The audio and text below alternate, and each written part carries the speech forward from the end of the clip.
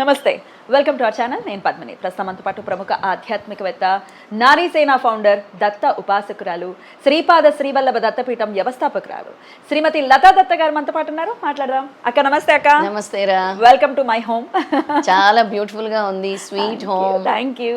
చాలా వండర్ఫుల్ గా ఉంది. ఫస్ట్ టైం మీరు మా ఇంటికి రావడం. అవును, మీరు ఈ ఇల్లు కొనుక్కున్న తర్వాత మొదటిసారి రావడం, అది కూడా ఏకాదశి రోజు. ఏకాదశి చుట్టూనే మనం తిరుగుతూ ఉంటామేమో. ఏకాదశికి దత్తుడికి కనెక్షన్ ఉంటుంది. డెఫినెట్లీ. అలాగే నీకు పుట్టిన బాబుకి దత్తుడికి కనెక్షన్ ఉంది, శ్రీపాద శ్రీవల్లభ. అలా మీ ఇంట్లో అడుగు పెట్టగానే చాలా ఆనందంగా అనిపించింది. చాలా cute and sweet home. Thank you so very much. ఇంత దూరం వచ్చారు, ఎందుకంటే 4 విషయాలు, మంచి విషయాలు ప్రేక్షకులకి తెలియచేయాలి అన్న ఉద్దేశంతో ఖచ్చితంగా ఇంత దూరం వచ్చారు. ప్రేక్షకుల తరపున మీకు కృతజ్ఞతలు అక్క. అయ్యో లేదు పద్మిని, కొంత బాబు చిన్నవాడు కదా, ఇంకా పెద్దగా అయ్యే వరకు మేము వస్తాం. Thank you, thank you. ఇలా ఎవరు వస్తారు చెప్పండి? శ్రవంతి గారు వచ్చారు, అలాగే మీరు వచ్చారు. చాలా చాలా సంతోషం. దత్తుడి గురించి ఎన్నో విషయాలు ఉన్నాయి. ఇప్పుడు ఇది చైత్రమాసం కూడా ప్రారంభం అయిపోయింది కాబట్టి బోల్డ్ అని విశేషాలు ఉన్నాయి. పౌర్ణమి కూడా రాబోతోంది. అంతకన్నా ముందు పౌర్ణమి రోజు చాలా చాలా విశేషంగా మీరు గానగాపురంలో ఉండబోతున్నారు. మరి ఈ గానగాపురం యాత్ర గురించి ఒక్కసారి ప్రేక్షకులకు వివరిస్తారు. ఎప్పుడు వెళ్తున్నారు? ఈ ఏప్రిల్ 10 అంటే ఈ గురువారం నుంచి మళ్ళీ వచ్చే గురువారం వరకు గాన్గాపూర్లోనే ఉంటున్నాను పద్మిని. ముఖ్యంగా అంటే చాలా మంది బాధపడుతున్న ఈ నెగిటివ్ ఎనర్జీస్ వాళ్ళ కోసం, ఉద్యోగాలు రావట్లేదని బాధపడుతున్న వాళ్ళ కోసము, పిల్లలు సంతానం కోసం బాధపడుతున్న వాళ్ళ కోసము ప్రత్యేకంగా అక్కడ పూజలు నిర్వహిస్తున్నాం. సంకల్పం చెప్పి వాళ్ళ కోసం పూజలన్నీ కూడా ఆ వారం రోజులు చేయటం జరుగుతుంది. సప్తాహ పారాయణం కూడా వారం రోజులు అక్కడ జరుగుతుంది. అక్కడ ఒక గురువు గారు, అర్ధనారీశ్వర గురువు గారని, ఆయన ఇంట్లోనే ఉంటాం, అక్కడే అన్ని జరుగుతాయి అన్నమాట. గానగాపురంలోనే ఉండటం అనేది జరుగుతుంది. గానగాపురంలోనే గుడికి ఒక లైన్ అవతలే వాళ్ళ ఇల్లు. అబ్బా, అద్భుతం. అయితే ఎప్పుడు బయలుదేరుతున్నారు? గురువారం రోజు మధ్యాహ్నం హారతిచ్చి బయలుదేరుతాం. అంటే ఏప్రిల్ 10వ తారీఖు. ఏప్రిల్ 10వ తారీఖు గురువారము మధ్యాహ్నం మన పీఠంలో స్వామికి హారతి ఇచ్చేసి బయలుదేరుతాం, గురువారం కాబట్టి. తర్వాత మళ్ళీ గురువారం రిటర్న్ అవుతాము. అక్కడ 12వ తారీఖు చైత్ర పౌర్ణమి రోజు చండీ హోమం నిర్వహించబోతున్నారు. అవును. 13వ తారీఖు చిత్తా నక్షత్రం వచ్చింది. అవును, అంతే కదా, చైత్రమాసం చిత్తా నక్షత్రం. ఎవరికైతే ఈ శని బాధలు ఉంటాయో, తర్వాత కుజ బాధలు, ఎందుకంటే మార్స్కి సంబంధించిన నక్షత్రమే చిత్తా నక్షత్రం అంటే. చాలా మంది పిల్లలు దానివల్లే ప్రాబ్లం అవుతారు. పెళ్ళిళ్ళు కూడా ఒక్కోసారి కుజుడు వల్ల ప్రాబ్లం అవుతుంది. కోపాలకి సంబంధించి కానీ, లేకపోతే ఆవేశాలకి సంబంధించి, ఆవేశాలకి, నెక్స్ట్ ఫైర్ యాక్సిడెంట్స్. ఇప్పుడు మనం యాక్సిడెంట్స్, రక్తము కల చూడటము, ఇవన్నీ కూడా కుజగ్రహం వల్ల అవుతాయి. శని కుజుడు కలిస్తే ఇంకా చెప్పలేం, భయంకరం అనమాట. ఇప్పుడు చాలా మందికి ఈ శని కుజ ఎఫెక్ట్లు ఉన్నాయి కాబట్టి ఈ వారం రోజులు కూడా అక్కడ పూజలు నిర్వహిస్తున్నాం. ఈ చిత్తా నక్షత్రం పూజ ఎవరైతే చేస్తారో వాళ్ళకి ఈ కుజ బాధ తప్పుతుంది అనమాట. అంటే కుజగ్రహం అనుకూలించిన వాళ్ళకి కుజ బాధ తప్పుతుంది. అలాగే ముఖ్యంగా ఏంటంటే ఈ రెమెడీస్ చేసుకోలేని వాళ్ళు కూడా ఈ పూజా కార్యక్రమం, చిత్తా నక్షత్రం పూజా కార్యక్రమంలో పాల్గొనటం వల్ల నవగ్రహ దోషాలన్నీ కూడా తొలుగుతాయి. పౌర్ణమి నాడు చండీ హోమం చేస్తారు. 13వ తారీఖు చిత్తా నక్షత్రం హోమం ఏదైనా జరుగుతుంది. చిత్తా నక్షత్రం పూజ జరుగుతుంది. చిత్తా నక్షత్రం పూజ, సిద్ధమంగళ స్తోత్రము పఠనం, ఇవన్నీ జరుగుతాయి. అయితే మీతో పాటు వచ్చిన వాళ్ళకి అందులో కూడా పార్టిసిపేట్ చేస్తారు. అవును, అందులో కూడా సప్తాహం చేస్తారు. అలాగే ఈ పూజల్లో కూడా పార్టిసిపేట్ చేస్తారు. ఎవరైనా ఉద్యోగాల కోసం సంకల్పం చేసుకోవాలన్నా, కుజగ్రహ బాధలున్నా, అలాగే గొడవలు ఎక్కువగా ఇంట్లో గొడవలు అవుతూ ఉంటాయి, మనస్పర్ధలు అవుతూ ఉంటాయి భార్యాభర్తల మధ్య.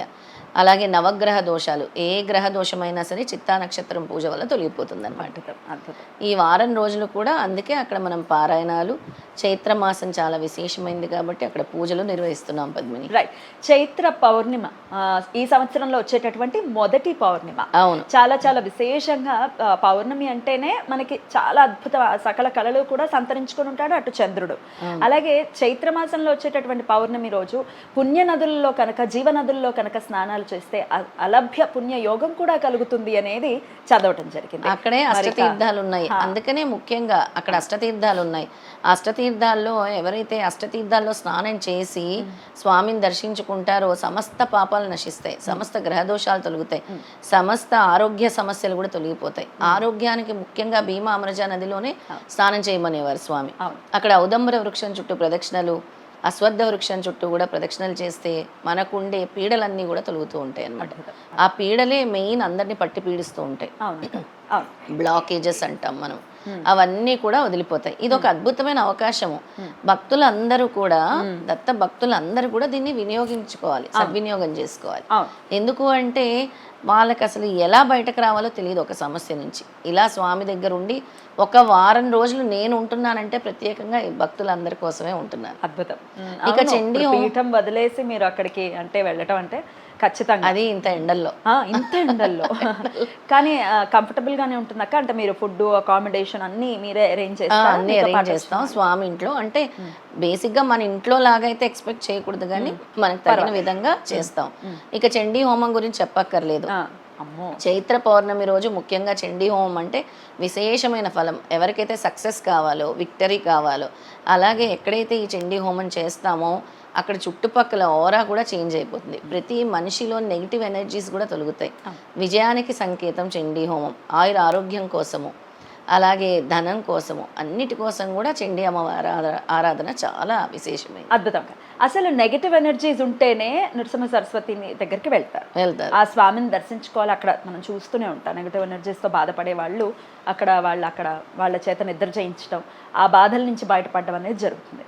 అక్కడుండి స్వామి దర్శనం చేసుకుంటూ కలియుగంలో చండిని వినాయకుడిని ఆరాధించాలి అని చెప్తూనే ఉంటారు. అవును. సో అక్కడుండి స్వామి అంటే స్వామి సన్నిధిలో అటు చండిని కూడా ఆరాధించడం అనేది నిజంగా చాలా చాలా చాలా విశేషమైన ఫలం ఇస్తుంది. అంటే తొందరగా జరుగుతాయి.